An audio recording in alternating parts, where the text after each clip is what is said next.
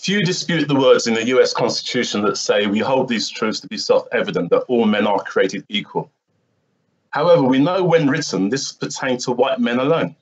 Black men and women dehumanized by slavery did not count in the USA or indeed the British West Indies. They were chattels. When slavery was ended, our government paid £20 million in compensation to British slave owners, about £16.5 billion in today's money. Slaves got nothing. In preparing this speech, I listened to audio recordings made in the 1930s and 1940s of former slaves. I heard beautiful voices of gently spoken people who, as slaves, had no beds. They slept on the floor and were fed from troughs. When emancipation came, they recalled being turned out by slave masters like cattle onto fields.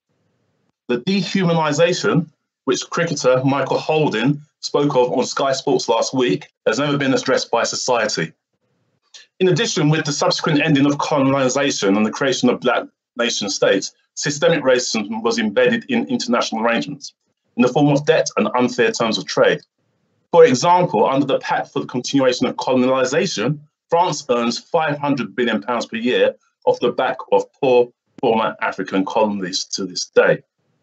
Black Lives Matter is a protest movement calling for the end of systemic racism. That is why I marched to Parliament with them and why I'm proud that Croydon Council has today moved this motion in a show of solidarity. May I join earlier speakers in condemning the murder of George Floyd and recognising that such deaths occur in this country too. Croydon can play a part in tackling systemic racism in the criminal justice system.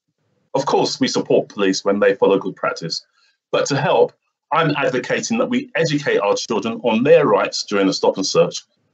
Also, just think how helpful it would be if there was a stop and search app which orderly played those rights and live streamed video of the stops to the cloud and had Linford Christie on hand to call out concerns. Finally, I would say over 80,000 Black people live in Croydon.